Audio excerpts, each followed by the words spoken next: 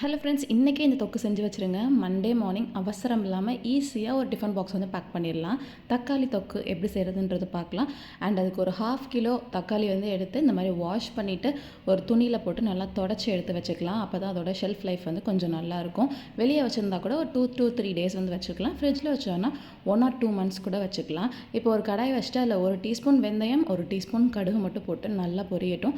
Low ஃப்ளேம்லேயே வச்சு கொஞ்சம் நல்லா கிண்டி விட்டுட்டே இருந்தீங்கன்னா இந்த மாதிரி கலர் சேஞ்ச் ஆனதுக்கப்புறமா எடுத்து ஆற வச்சு மிக்சரில் போட்டு அரைச்சி எடுத்து வச்சுக்கலாம்.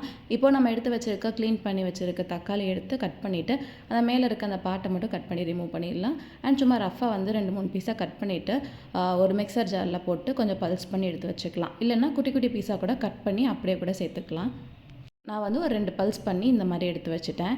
இப்போது அதே கடாய் வச்சுட்டு இந்த தொக்கு வந்து ஒரு ஊறுகாய் மாதிரி தான், அதனால கொஞ்சம் ஜாஸ்தியாகவே எண்ணெய் சேர்த்துக்கலாம். ஒரு 2 குழிக்கரண்டி நிறைய நல்லெண்ணெய் சேர்த்துட்டு நம்ம அரைச்சி வச்சுருக்க தக்காளியும் இது கூட சேர்த்து நல்லா வந்து கிண்டி விட்டுக்கலாம். கூடவே 2 இன்ச் போல் புளி, கொஞ்சமாக வந்து கல் உப்பு சேர்த்துட்டு அது காரத்துக்கு தேவையான அளவுக்கு 1 டீஸ்பூன் சில்லி பவுடர் சேர்த்துருக்கேன். நான் சின்ன பசங்க சாப்பிட்றதுக்காக கொஞ்சம் கம்மியாக தான் சேர்த்துருக்கேன் சில்லி பவுடர். வேணும்னா இன்னொரு 1/2 டீஸ்பூன் எக்ஸ்ட்ரா சேர்த்துக்கலாம். அது நல்லா இந்த மாதிரி கிண்டிகிட்டே இருக்கணும்.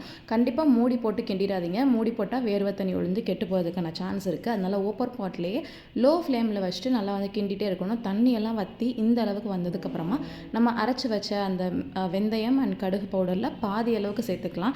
1 டீஸ்பூன் போட்டாலும் அதில் பாதி மட்டும் தான் சேர்த்துருக்கேன். மிச்சத்தை வந்து எடுத்து வச்சுட்டு நெக்ஸ்ட் டைம் பண்ணும்போது வந்து ஆட் பண்ணிக்கலாம். நிறையா சேர்த்துட்டோன்னா கசக்கிற மாதிரி ஆயிரும். இந்த அளவுக்கு நல்லா எண்ணெய் பிரிஞ்சு திக்கானதுக்கப்புறமா உப்பு காரம்லாம் செக் பண்ணிவிட்டு எண்ணெய் நல்லா பிரிஞ்சு வந்ததுக்கப்புறமா ஸ்டவ் ஆஃப் பண்ணிவிட்டு அப்படியே ஆற வச்சுட்டு அதுக்கப்புறமா ஒரு ஏர்டைட் கண்டெய்னரில் போட்டு ஸ்டோர் பண்ணி வச்சுக்கலாம்.